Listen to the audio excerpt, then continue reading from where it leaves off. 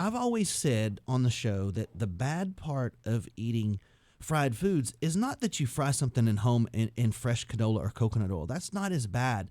But it's the bad oils that they use because they're cheap, and they use them over and over, and they heat up and they change their molecular structure into even worse fats, is what makes fast food really, or makes fried food from restaurants really bad for us. Well, bad for y'all. I don't eat fried foods from restaurants, and that's why.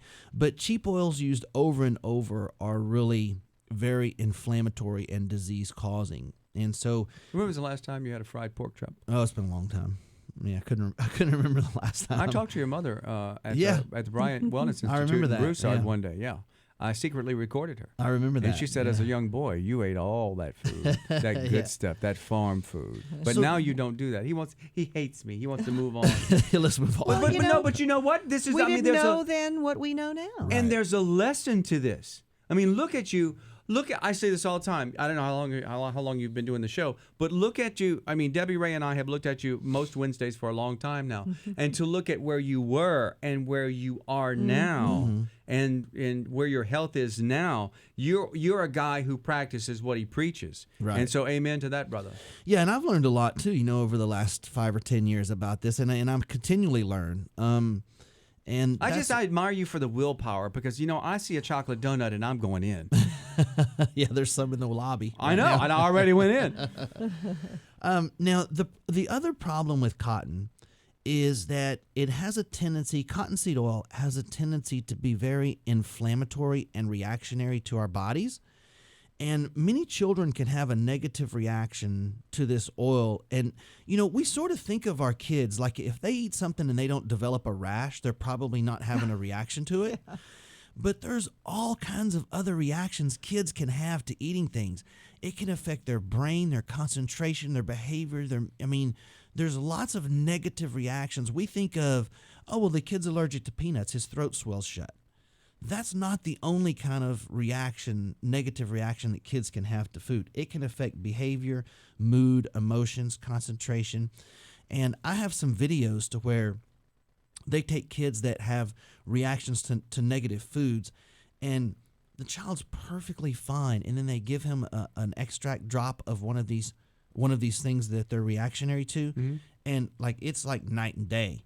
They can't concentrate. They're jumping around. They can't. And then what we do now as parents, we take them to the doctor and shove a pill down their throat. Right. And so the problem is, if your child is intolerant to cottonseed oil, and they eat something every morning that has that in it, they're going to continually have these negative reactions, and you never really put 2 and 2 together and figure out that's what it is. So if your child is intolerant to cottonseed oil and they eat a Pop-Tart every morning, that could be affecting their school behavior, their mood, their activities, their learning ability, and you never really connect what they ate for breakfast to them having trouble in school. And by the way, folks, if you're still feeding your kids Pop-Tarts in the morning, please stop. Give your kids some real food so that they can do their best throughout the day. To give them processed chemicals, sugars, and bad fats before school, there's really nothing worse that they could possibly have. So let's pick some better options for them for sure. And, sometimes we load our kids up with sugars and chemicals, give them their dose of Adderall, and send them to school and hope they do their best. Right. We can do better than that. Give them some real food in the mornings, feed their brain some healthy fats and some lean proteins and some carbohydrates. And I try to make sure that before my son goes to school, he has a little bit of each one of those, some healthy fats, some proteins, and some carbohydrates to give him some energy. The healthy fats feed the brain cells and feed the brain function, and then some protein. And you should see how handsome this young man is, number thank one. And number two, he's very, very smart. Thank you. I was talking to him the other day, and I can guarantee you right here, right now, he is much more intelligent than I am.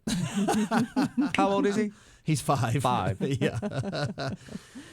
So you guys hear me say all the time on the show to try to avoid processed foods, and I don't think that really hits home sometimes.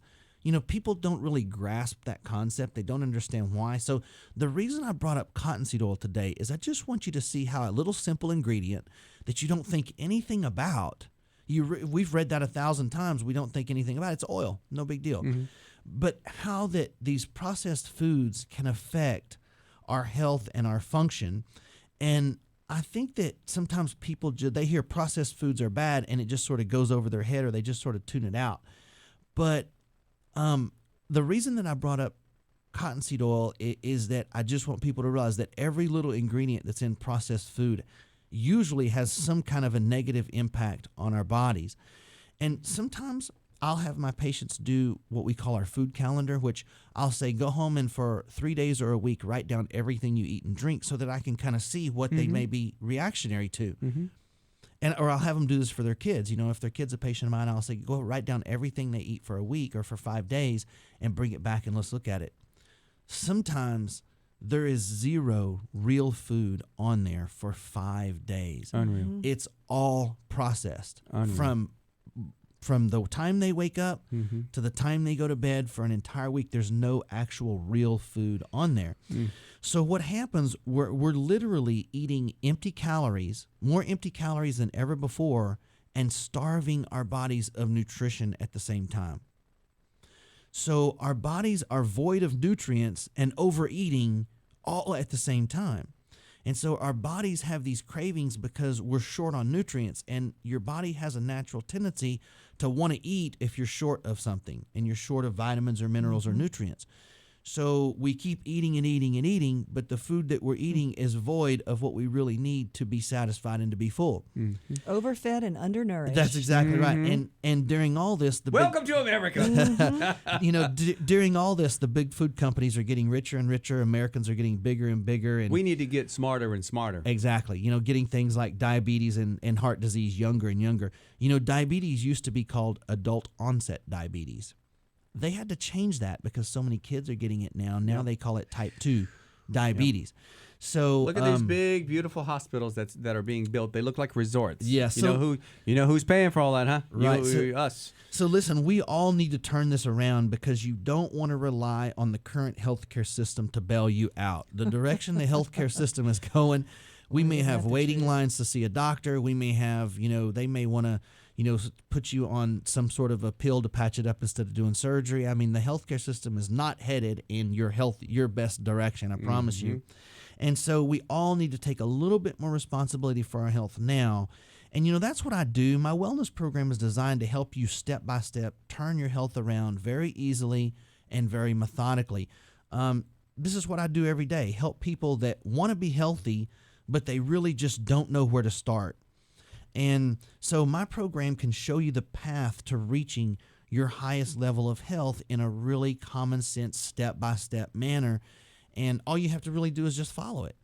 And I live this stuff. This is, taking somebody who really has the desire to turn it around, but just doesn't know where to start. That's what I specialize in. Yeah, This you excites walk the walk. Yeah, for sure. you walk the walk, and this stuff excites you. I mean, I'm watching a good old Elvis documentary or an Elvis concert on my TV, and I'm like, yes. You get excited about this stuff. I'm doing biochemistry research. Yes. Meanwhile, I'm eating a honey bun watching an Elvis video in my favorite chair. You're like eating whole grains and working out, which is why you look like you do, and I look like this.